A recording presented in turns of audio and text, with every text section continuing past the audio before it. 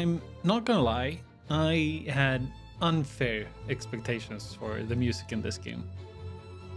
Christopher Larkin's score for the original Hollow Knight is one of my favorites in all of gaming. So the first thing I did after booting up the game was to swap my audio settings around a bit to make sure that the music would stand out.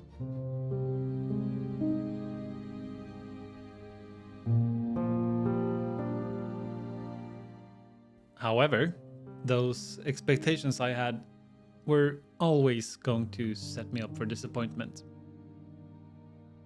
Many of the early areas in Act 1 felt a bit underwhelming musically. Not bad by any means, but they never surpass functioning as little more than ambience to me. If we look at the first two areas of the game, those being Moss Grotto and Bone Bottom, they are quite obvious references to the beginning areas of Hollow Knight, Green Path and Dirtmouth, both visually and musically. But to me, they never come close to living up to their predecessors. Those pieces from Hollow Knight, while simple, had an undeniable presence to them that demanded your attention. And in comparison, Bone Bottom and Moss Grotto feels a bit hollow, no pun intended. That being said, I did eventually come to enjoy Bone Bottom a lot more, especially with the way the story reframes it through the course of the game. What is immediately noticeable though is the much grander sonic landscape Larkin is working with in Silksong. Where Hollow Knight's score often leaned into its minimalism, Silksong feels more ambitious. The instrumentations are richer, the arrangements bolder, and there's a theatrical quality to the music that wasn't really present in the original. Sometimes that scope can risk overwhelming the quiet intimacy I loved so much in Hollow Knight, but when it hits hard.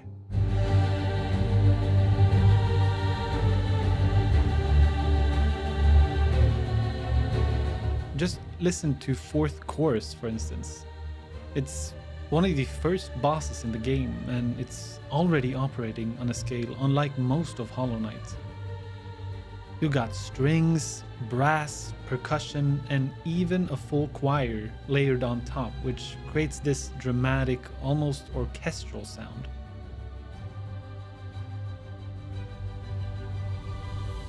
Not long after beating the fourth chorus, I reached Bellhart, and to me, this was the point where the music really started to hit its stride, and it never really looked back. Bellhart itself is a bit of a 2-for-1, because before you even get to hear its theme, you're confronted with Widow, one of the weavers who controls the citizens of Bellhart by playing music on her silk strings. The track is eerie, commanding, and it consists only of strings, which further drives the narrative of the fight itself.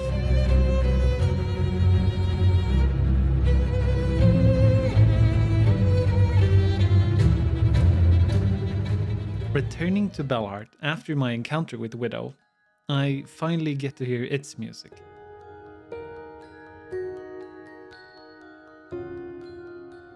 The track feels light, almost uplifting, but it has this faint undercurrent of melancholy that keeps it from ever really tipping into cheerfulness.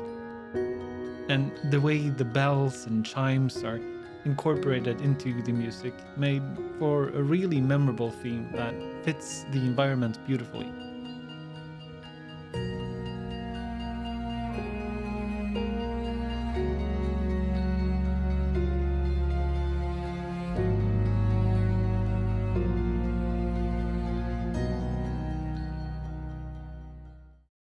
With my newly acquired Needlin, I climbed the blasted steps to the Grand Gate, where the last judge stood as my last obstacle before I could enter the citadel.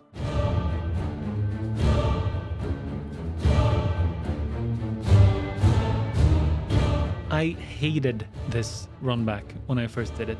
Now I actually find it kind of enjoyable, but it probably wasn't helped by the fact that the last judge yelled diarrhea at me every new attempt.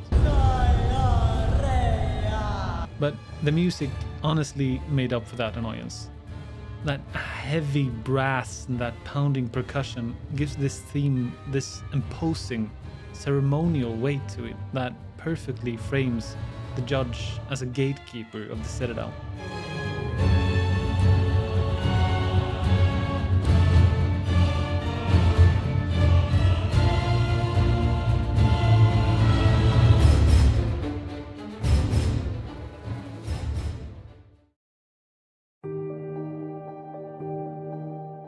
I don't think I need to explain why Choral Chambers is such an incredible track. From the very first notes, I was in complete awe, and I remember putting my controller down just so I could listen. The track starts out with this somber piano, soon joined by these choral voices that echo as if they were coming from an empty cathedral. And then we get that subtle little brass line and the entire piece expands in scale.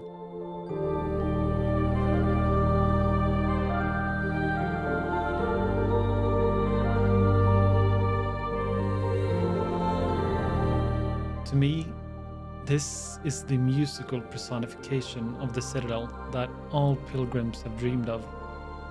But as we soon come to learn, the citadel is no longer the embodiment of those dreams.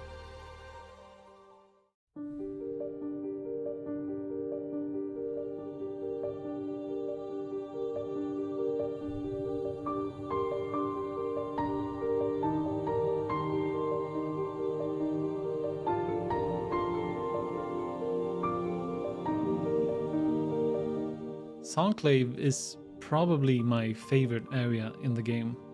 That might sound crazy to some of you, but it isn't so much for how it plays, but what it means for the story and the world of Farloom. Pilgrims from all of Farloom dream of reaching the citadel, and Songclave is where many of them come to rest after their long and arduous journey. It's also here where they are confronted with the truth that the citadel is no longer the last bastion of purity in an otherwise corrupted world, that it too has fallen to the influence of the weavers and the grandmother's silk. And the music reflects this duality beautifully. The track is tender, yet it has this tragic undertone to it. It reminds me of Hollow Knight City of Tears, both in its importance to the story as well as the similarities in the music. And in a soundtrack so dominated by strings, the return of the piano here hits like absolute crack.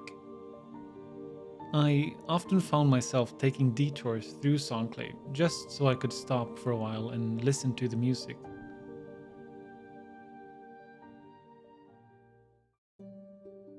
Act 2 is where the role of song in the world of Farloom, and especially the Citadel, really comes into focus. The main objective for Act 2 is to gather 3 sacred melodies from the conductors, architects, and the keepers. The conductors used to reside in the high halls, where they conducted the choirs, which we hear in much of the music in the Citadel. The keepers keep records of Farloom's history, and much of the material we come across are song cylinders that contain music.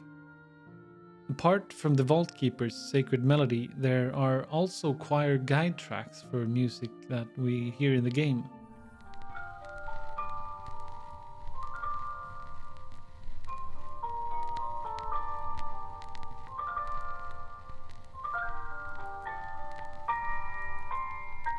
Lastly, there are the architects who constructed the statues that are scattered across the Citadel.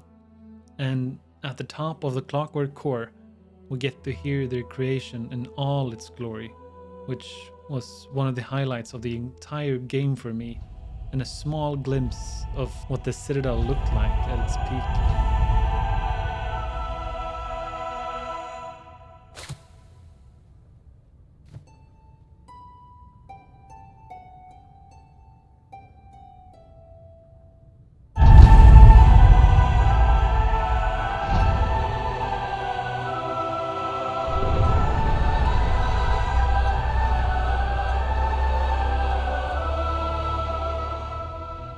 To learn all of these melodies, we have to play our needlin, a string instrument created by Hornet, weaving silk along her needle. With it, she can memorize the melodies as well as open the doors into the weaver nests, where we learn new abilities. But the needlin also functions as Silksong's version of Hollow Knight's Dream Nail, but here it's fittingly rooted in music. Playing the needlin puts the inhabitants of Farloom into a trance-like state where they confess their inner thoughts and desires. It's one of the main ways to learn about the lore of the game, and it even works on bosses, which I thought was a really cool detail.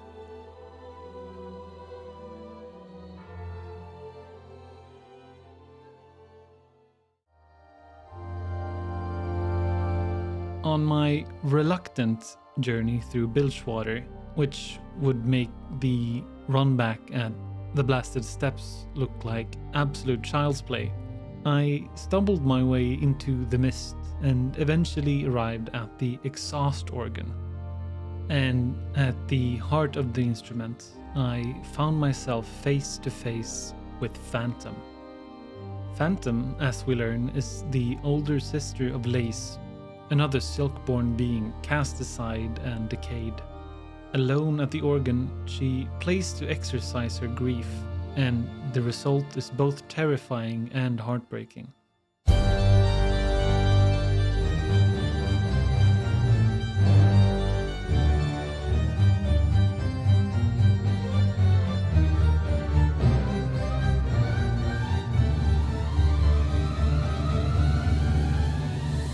Almost Hans Zimmer-esque, she strikes that first deep brass chord herself, and what follows is a heavy, organ-drenched theme that makes the atmosphere of this fight unlike anything in the game up till this point.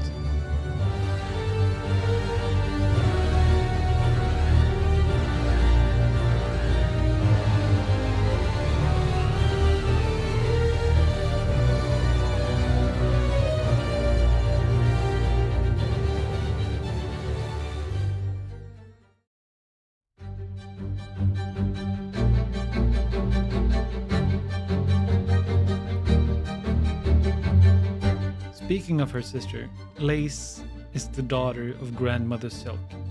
After the Weaver's betrayal, she decided to create a child of her own, one who wouldn't rebel, one made entirely out of silk. The result was Lace, beautied with watching over the kingdom of Farloom.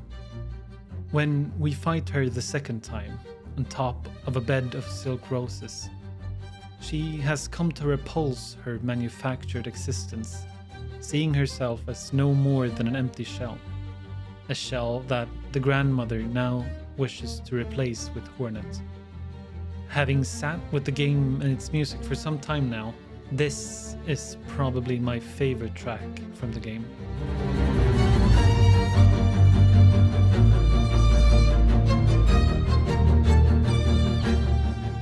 Her theme works on multiple levels.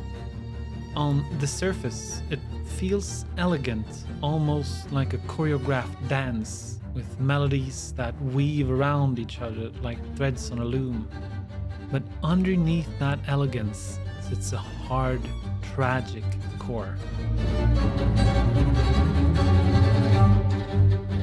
And this theme, being composed only with strings, captures that duality perfectly, where the higher registers gives it grace and delicacy, while the lower lines drag it down with weight and tension. Together, they paint Lace as being both beautiful as well as broken. She fights to prove herself worthy of life, to a mother who has already discarded her sister and now seems ready to do the same to her, replacing her with Hornet. Narratively, this theme is brilliant in how it frames Lace's relationship to Hornet. Just take a second and listen to this track and Hornet's theme back to back, and you'll notice their similarities.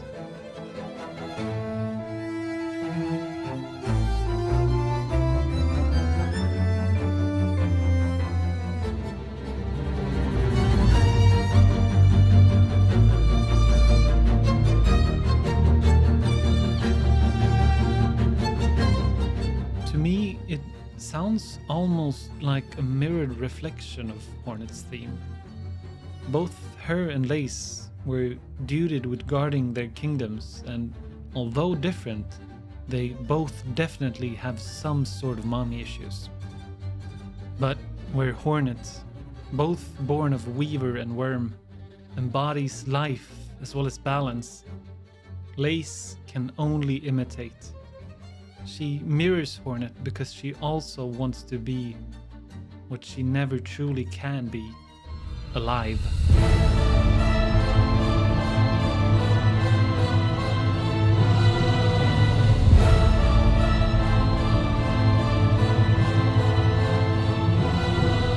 After Grandmother Silk is defeated, a trap is sprung and a portal to the abyss opens as the void drags her down towards it. Before she is fully submerged, she grabs onto Hornet in an attempt to drag me down with her. But in one last act of defiance, Lace strikes her mother's arms, freeing me and letting herself fall into the void alongside her mother. However, that's a fate she cannot accept for her child, as she claws against the void itself, and in doing so, tears the entire citadel apart. Her silk twists under the void's command, taking over the city as well as its inhabitants. In order to save the kingdom, I have to rescue Lace. And at the heart of the abyss, I find them both submerged in a lake of void. But to reach them, I will need something from a distant memory. The ritual will first require me to access the memories of Farloom itself, which takes me on a journey to discover the kingdom's former glory.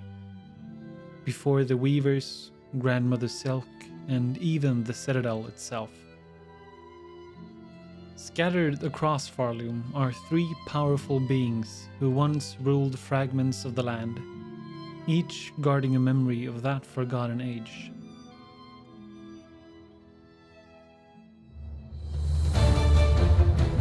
Maybe it's because this area almost caught me to quit the game in frustration, but the Coral Tower as well as Cross King Khan's themes are the odd ones out here.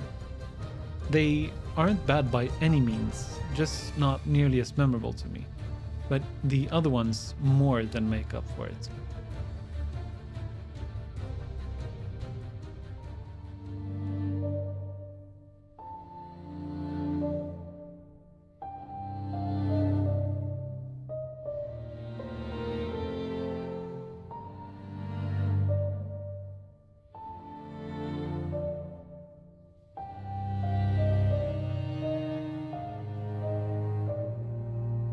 Nihilist's theme in particular is criminally underrated. It doesn't really sound like a boss fight in the sense that there's no aggression present in the theme.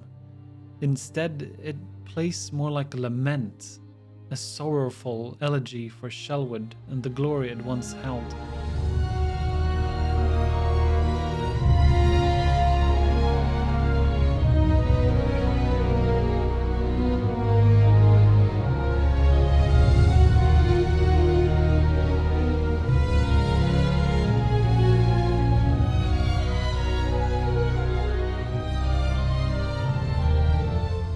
Scarsinger Carmelita might be the coolest boss in the entire game, since she herself sings her own boss theme, something you'll notice by the song stopping if you stun her during the fight.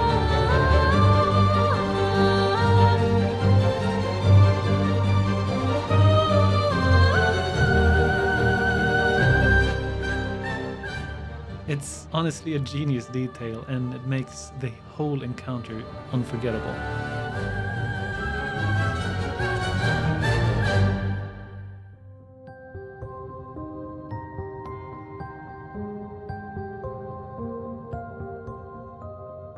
Returning to the place I fought the cogwork dancers, I find the Green Prince hunched over one of the husks, the bug that I saved from his imprisonment back in Sinner's Road. It's here that I learn that the dancers weren't just lifeless machines, but rather tributes. They were actually modeled after his partner, who traded his life trying to save Verdania from certain ruin. Verdania itself was once a lush kingdom in the eastern caves of Farloom, ruled by two princes known as the Clover Dancers, lovers as much as leaders. Now, the Green Prince is the last of his people, left to carry both memory and grief. And he admits that he couldn't bear to go on losing his partner, choosing instead to waste away in a cage until I set him free. Traveling to Verdania, I find that the prince has carried the husk of the dancer back to its homeland. And playing the needle, we're given a glimpse of what Verdania once was, before it fell to threads and ruin.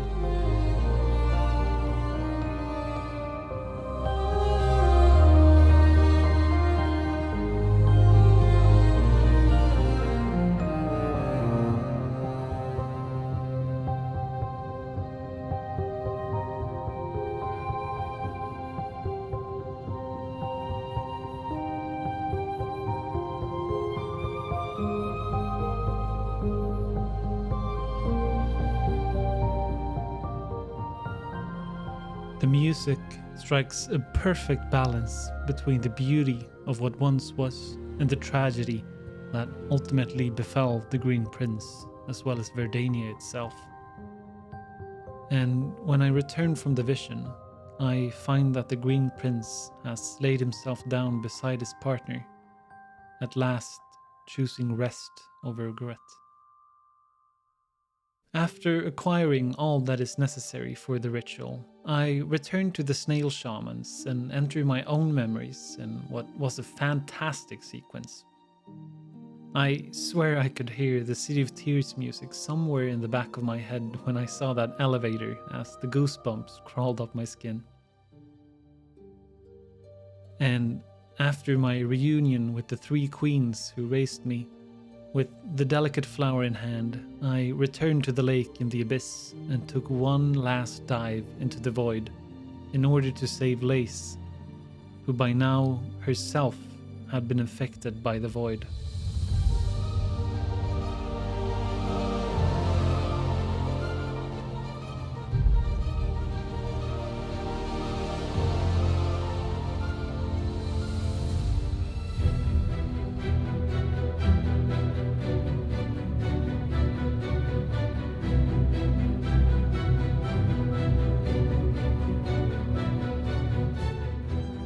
The music for this fight, Lost Lace, implements elements from music connected to both Lace as well as Hornet, further driving home that sort of sister dynamic that has emerged between them. We get the familiar strings from Lace's original theme that itself is reminiscent of Hornet's theme. And in the middle of the piece, we get these climbing violins that we also hear in Red Maiden, Silksong's own rendition of the original Hornet theme.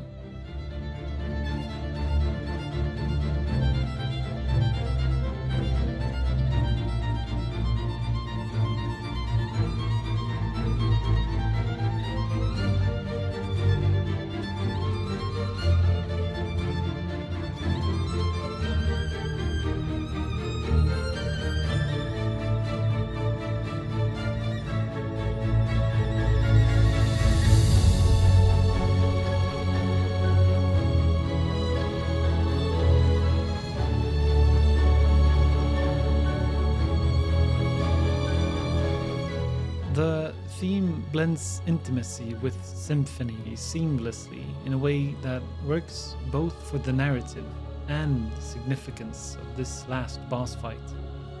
And I think the journal entry of Lost Lace describes the stakes of this fight beautifully.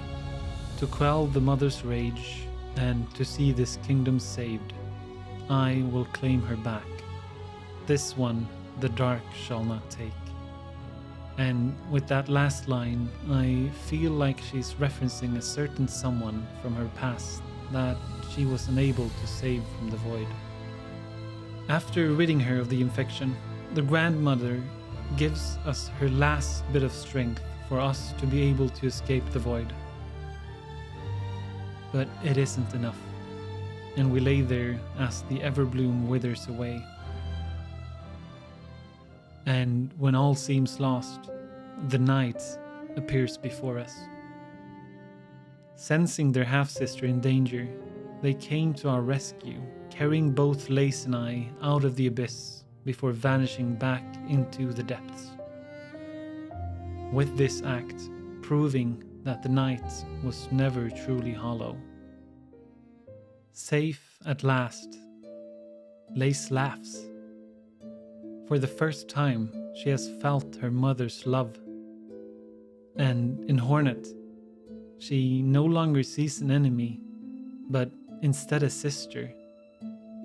Sisters of opposite fates, forged in battle and bound by survival.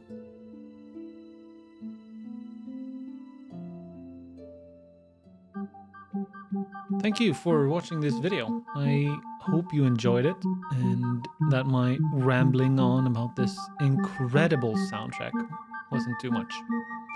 There are some pieces of music that I couldn't manage to get in the video, but I'll give a brief shout out here. First of all, Trobio. There is not a single thing to dislike about that dude. He's by far the most dripped out bug in Farloom, has impeccable showmanship, and the music is just amazing. Removing all story implications, it might actually be one of my favorite themes in the game. Just a shame he had to go all Nietzsche in the final act though. Also, Bilgewater has an undeservedly beautiful theme for that horrible, disgusting area. I never want to set my foot there again, but I'll probably keep listening to the music because it's so beautiful. And also a shout out to Stephen Higby, whose ocarina cover of the Lace theme you're listening to now. I just think it's so good. And I linked his Spotify in the description. Thank you all again for watching. Like and subscribe if you feel up to it, and have a beautiful rest of your day.